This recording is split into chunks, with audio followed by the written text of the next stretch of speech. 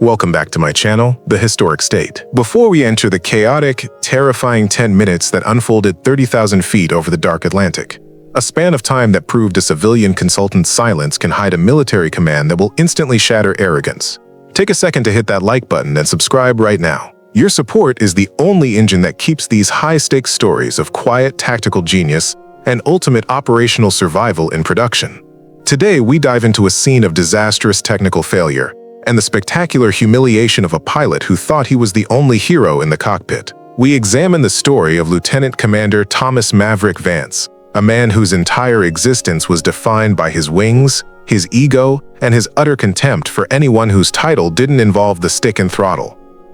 And we look at Dr. Aris Thorne, a woman listed merely as a civilian technical consultant in the rear seat, a passenger he immediately dismissed as a high-priced, nervous piece of cargo.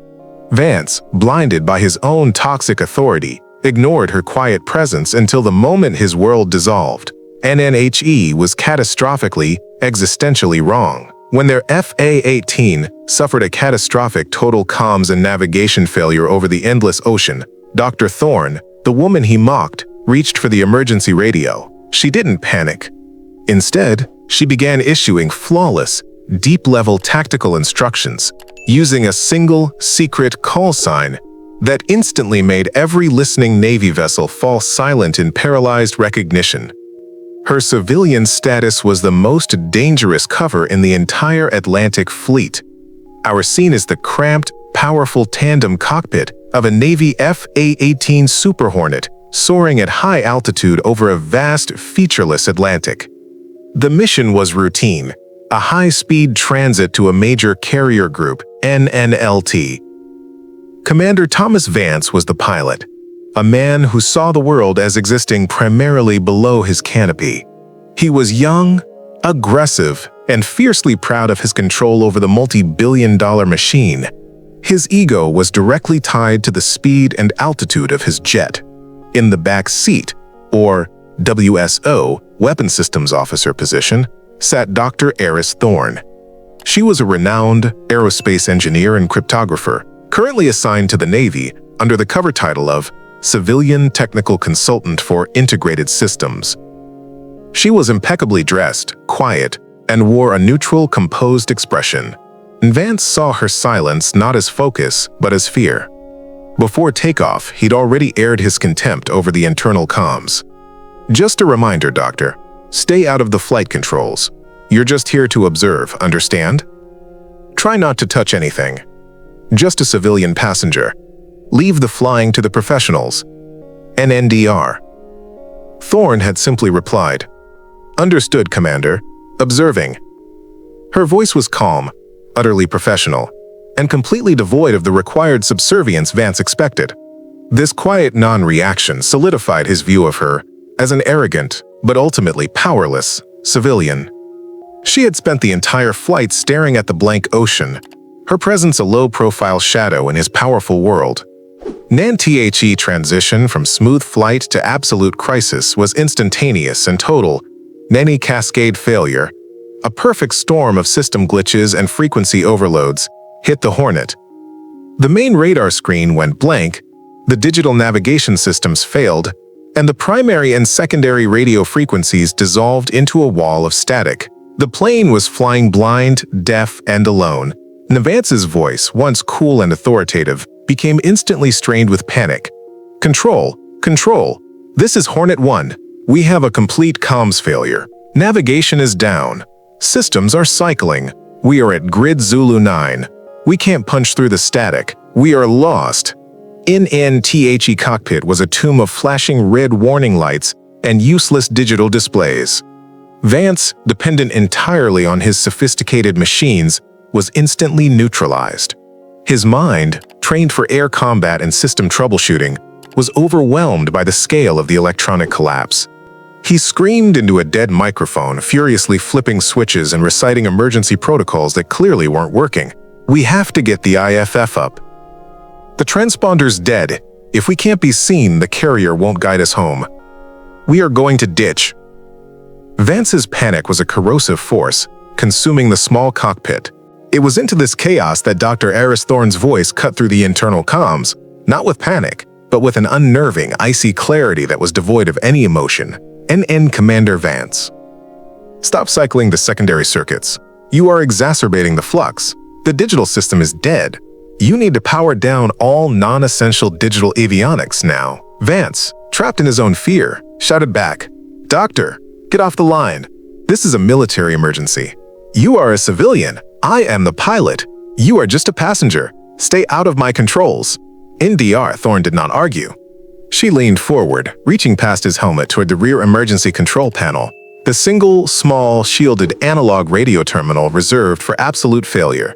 "N Commander, your wings and your pride are irrelevant. You have approximately 8 minutes of fuel remaining to reach the carrier's safe zone. I am taking over communication." Vance was about to deliver a threat, but the sheer clinical authority in her voice, a voice that spoke not of G-forces, but of life and death logistics, paralyzed him. He watched, stunned, as she began to expertly work the analog dials of the emergency radio, selecting a low-band, highly secure frequency used only for high-value asset retrieval. NNSHE adjusted the frequency dial, waited 3 seconds for the thermal warm-up, and then spoke 2 short, deliberate bursts into the microphone.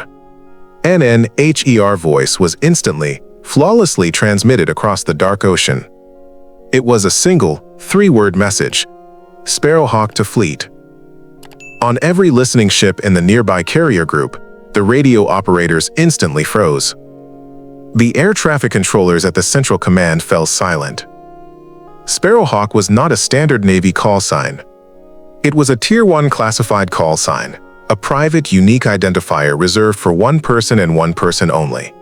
The most highly decorated, most feared, and most respected figure in the entire Naval Cryptographic and Tactical Command.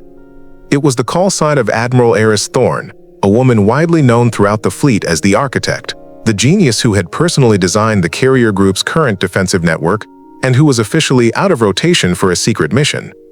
Inhen The civilian consultant, she began issuing a complex, perfect, 3-stage instruction that was instantly relayed up the chain of command. "And fleet, this is Sparrowhawk. Hornet 1 is at Zulu 9. Initiate code Alpha 7 directional pings on analog frequency 4.1. I have a complete comms failure. Initiate code Tango Vector 240 immediately. Send 3 escort F/A-18s on visual-only retrieval protocol. Do not attempt digital contact. I repeat, Tango Vector 240. Execute now." NNTHE Control Tower Operator, his voice shaking with professional shock, instantly replied, "Sparrowhawk, this is Central Control. We read you. Executing Tango Vector 240 immediately." "Admiral, ma'am, is that really you?" NDR Thorne simply ignored the question. She gave the final, technical instruction. "Acknowledged, Central. Tell the escort pilots to look for a single flashing green light on the starboard wing. That will be me overriding the navigation beacon." NNTHE's silence in the cockpit was absolute. Vance stared at the woman in the back seat, his face a mixture of relief for his life and absolute crushing horror for his career. He realized he had just screamed at, threatened, and completely dismissed an active-duty admiral, a woman whose tactical command was so renowned, the entire fleet obeyed a single word without question. NNTHE escort F-18s arrived moments later, slotting perfectly into formation, guided by the flawless instructions of the backseat passenger. The crisis was over. As the plane approached the carrier, Vance finally spoke, his voice reduced to a broken whisper. "Dr. Thorne. Ma'am, the comms failure. How did you know the Tango Vector 240 was the correct course?" "That is classified emergency protocol, NNDR." Aris Thorne slowly powered down the analog radio and returned her gaze to the pilot. Her eyes were calm, professional, and held the undeniable weight of the highest command. "And Commander Vance, I knew the Tango Vector. Because 3 years ago, when the fleet ran the simulation for a total comms loss in this sector, I was the primary author of that protocol. I did not touch your controls, Commander. I only touched the system I built. You called me just a civilian. I was merely running my final systems check on your cockpit from the rear seat. You passed the flight test. You catastrophically failed the command test. NNHER quiet brilliance taught the arrogant pilot a brutal, unforgettable lesson. Never mistake a quiet passenger for a subordinate. The most terrifying force in the military is often the one you cannot see, the one operating with the greatest knowledge, and the one whose rank is so high, it is disguised as a civilian consultation. NNT, thank you for watching The Historic State. If this incredible story of hidden rank, shattered arrogance, and the final, crushing moment of professional justice moved you, don't forget to like, comment, and subscribe. Tell us, do you think the smartest person in the room is usually the quietest? Because here, we believe that the greatest strength is not the engine's horsepower, but the unseen, powerful mind that designed the entire system.